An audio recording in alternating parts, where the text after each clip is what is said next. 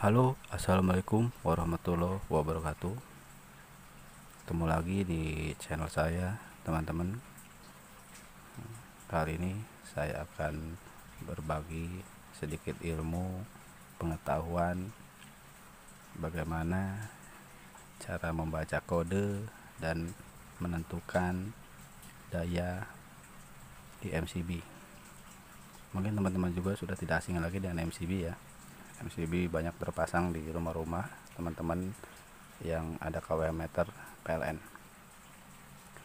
MCB atau mini circuit breaker, ini teman-teman, mini circuit breaker atau MCB, kepanjangannya dari MCB ya. MCB itu ada yang buat 3 pas, ada yang buat 1 pas. 1 pas itu buat yang di rumah-rumah. Nah, ini contohnya yang 1 pas. Ini 1 pas. Ini ada 3 jenis ya. 3 jenis daya atau 3 jenis ampere. Nah, di sini kodenya ya. Pertama, bagaimana cara membaca kodenya? Di sini ada kodenya C4, C6 dan C10. Arti C itu adalah ketahanan listrik lebih besar antara 5 sampai 10 kali dari arus listrik yang tertulis pada fisiknya atau yang ada di sini ya, tertulis di sini. Jadi kalau misalnya ini 4 ampere, jadi 5 sampai 10 kali 4 ampere ini ketahanan atau kekuatan dari MCB ini. Sedangkan 4 ini adalah pembatas nominalnya ya. Jadi pembatasnya. Jadi kalau melebihi dari ini ya pasti akan trip atau turun. Nah, bagaimana cara mengetahui dayanya? Dayanya atau wattnya? Wattnya gampang ya teman-teman. Nah, sini sudah saya tulis ini wattnya. Kalau yang 4 ampere itu tinggal dikali 220 aja ya, karena tegangan di rumah atau tegangan di rumah-rumah teman-teman itu termasuk tegangan rendah. Jadi rata-rata di angka tegangan 220 volt. Jadi kalau misalnya 4 ampere kali 220 itu 880 watt. Karena di PLN tidak ada ya yang 880 watt, adanya 900 watt. Jadi kalau MCB di rumah teman-teman itu 4 ampere, jadi dayanya atau wattnya 900 ya teman-teman. Dan yang kedua itu yang 6 ampere, C6, jadi kali 220 1320 watt. Di PLN tidak ada ya yang 1320, adanya 1300 watt. Jadi dayanya kalau 6 ampere 1300 ya. Sedangkan satu lagi yang terakhir yaitu 10 ampere ya. Kalau 10 itu ketemunya 2200 watt.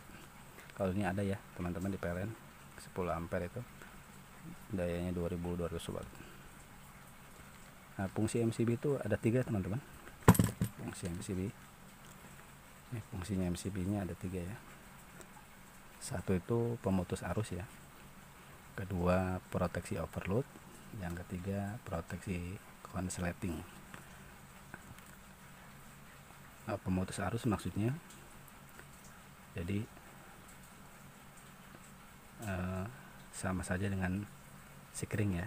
Jadi pemutus arus sama aja dengan sikring. Jadi kalau misalnya ada apa-apa, jadi pengamannya atau yang ada di sini otomatis akan turun ya.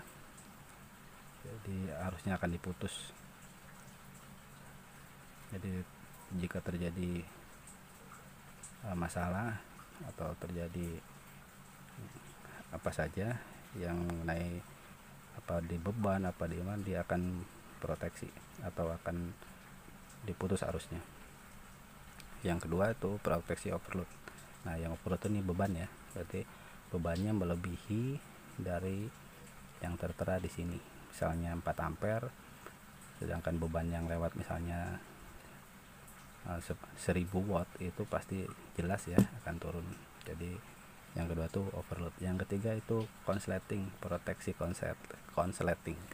Jadi kalau misalnya ada konslet atau ada yang nyentuh ke ground Jadi proteksi konsletingnya akan berfungsi dan dia akan memutus ya. Ada 3 jenis ya, ini 1 pas, ada yang 2 pas dan 3 pas. Jadi istilahnya 1 pol, 2 pol dan 3 pol. Ini yang umum ya, umum dipakai di rumah-rumah ya teman-teman. 4 ampere, 6 ampere dan 10 ampere. Oke teman-teman, terima kasih sudah berkunjung. Jangan lupa subscribe, like dan komennya. Jaga selalu kesehatan. Terima kasih.